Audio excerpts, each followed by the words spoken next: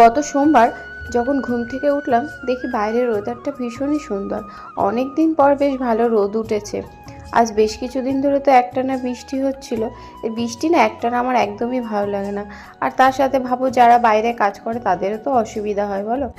তো ঘুম থেকে উঠে বাইরে এসে দেখি বাইরের গাছগুলোতে বেশ কিছু সবজি হয়েছে, যেমন ধরো এই কাঁচা লঙ্কা, ঝিঙে, উচ্ছে।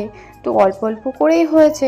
তো ভাবলাম গাছ থেকে তুলে নিই, না হলে নষ্ট হয়ে যাবে। গাছের জিনিস যদি নষ্ট হয়ে যায় সেটা দেখতেও খারাপ লাগে। আর সেটা তুলে নিয়ে চলে এসেছি রান্নাঘরে। এটা গত সোমবারের ভিডিও। তো সেই দিন ছিল সপ্তাহের প্রথম দিন। তো সবাই স্কুলে যাবে, তো মেয়ে আগের দিন রাত্রেই বলে রেখেছিল যে মা কালকে একটু টিফিনে পাস্তা দিও। তো ওর পছন্দের পাস্তাটাই আজকে ওকে বানিয়ে দিলাম। আমার মেয়ে না টিফিনে এই পাস্তা, ম্যাগি, লুচি এই সমস্ত খাবারগুলো নিয়ে যেতে খুব ভালোবাসে। জানি যদিও ভালো না, কি করব বুঝতেই পারছি না। আর এই টিফিনে কি দেবো এটা না আমার কাছে প্রচণ্ড বড় একটা ঝামেলা। তোমাদের কাছে কোনো যদি টিফিনে আইডিয়া থাকে তাহলে আমাকে কমেন্ট করে জানিও তো।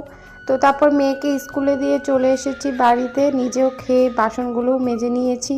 আর কিছু জামা কাপড় ছিল, আজকে যেহেতু ওয়েদারটা বেশ ভালো তো জামা কাপড়গুলো ধুয়ে দিলাম। আর অনেক দিন পরে একটু নিজের জন্য সময় বার করে একটা ফেস প্যাক মাখলাম, বেশ মনটা ভালো লাগছে অনেক দিন পরে নিজের জন্য একটু সময় বার করার পর। তারপর চান করে পুজো দিয়ে চলে এসেছি রান্না করে দুপুরে রান্নাটা করার জন্য। আজকে না বেশি কিছু রান্না করব না, ওই একটা নিরামিষ তরকারি করব আর মাছের ঝোল করব।